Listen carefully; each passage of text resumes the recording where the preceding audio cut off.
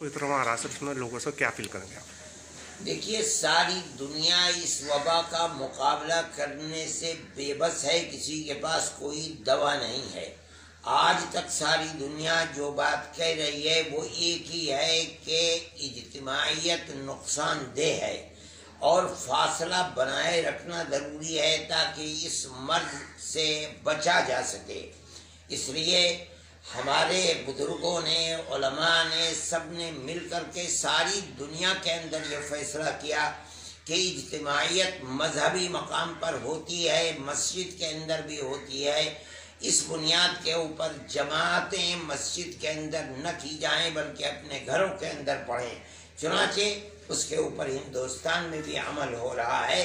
अब सामने रमज़ान का महीना है जो बड़ी खैर व बरकत का महीना है और मुसलमान अल्लाह की रहमत और उसकी मग़फ़िरत को हासिल करने के लिए रमज़ान में इज्तिमाइयत करते हैं और मस्जिदों के अंदर मजमा होता है।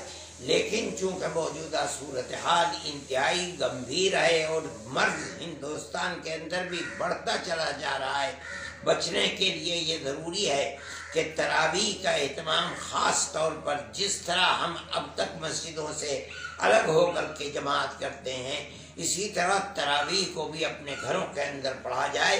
मस्जिद के अंदर सिर्फ इमाम और मुअज्जिन और ज़्यादा से ज़्यादा 2-3 आदमी अगर पढ़ लेते हैं कोई हरज की बात नहीं है।